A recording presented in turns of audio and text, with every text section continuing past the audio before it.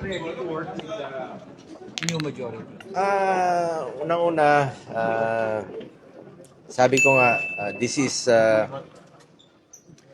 is democracy. Majority rules.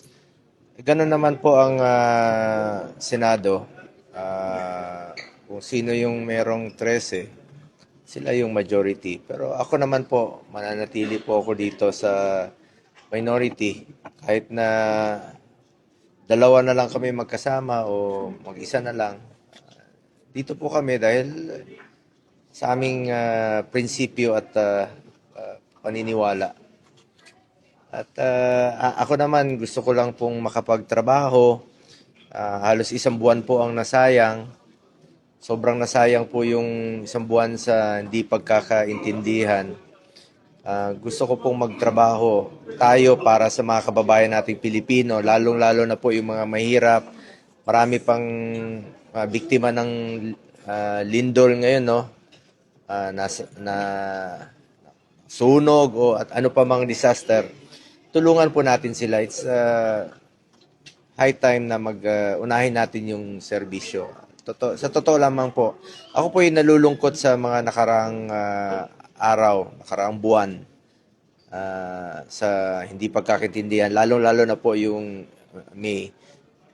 Alam niyo naman, sa first term ko as senator, wala po akong absent. Serbisyo po ako, takbo rito, takbo doon. At hindi ko po nililimitahan ang aking sarili bilang isang mambabatas lamang. Ang trabaho namin, legislation, constituency, yung mga kababayan natin, lalong-lalo na yung mga mahirap, at representation. At ngayon, nakumpleto na sila sa majority, makatrabaho na tayo.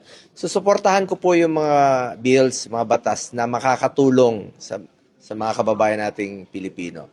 Unahin natin ang interes ng bayan, unahin natin ang interes ng bawat Pilipino. Siyempre, nalungkot ako sa mga nangyari sa mga nakaraang araw, nakaraang buwan. Para nakakabigla minsan hindi po ako politiko, pero nabibigla ka dahil parang naging circus. Napansin nyo, parang naging circus siya na hindi nakaka-entertain yung nangyari. Naguguluhan lahat.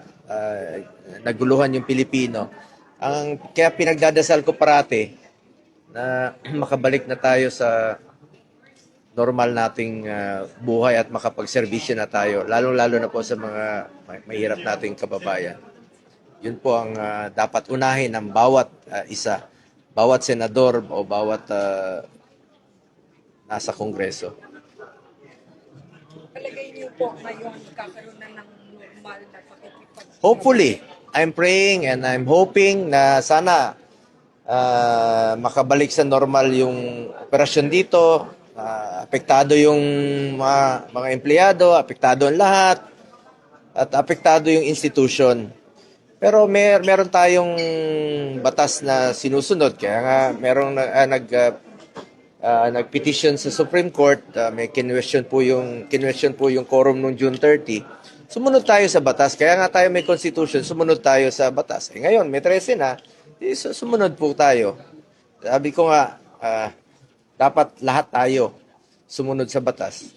Dapat maging law-abiding tayo. Kaya nga tayo may batas o may constitution na dapat sundin. Kaya lang po, nalungkot ako sa mga nangyari.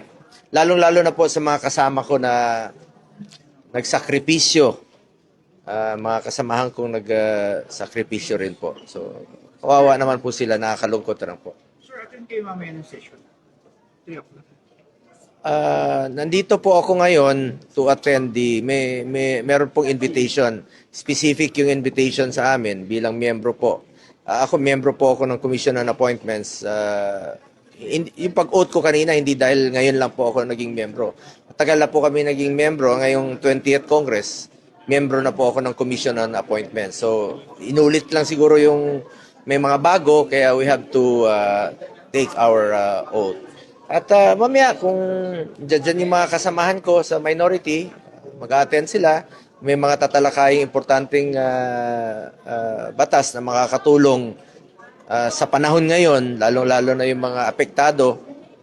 at yung mga kababayan nating mahirap, susuportahan naman po natin yan. Basta makakatulong. Pag kapakanan ng Pilipino, yan po ang unahin ko parati. Maalala nyo, sinasabi ko, unahin ko parati ang interes ng bayan at interes ng bawat Pilipino. More than anything else.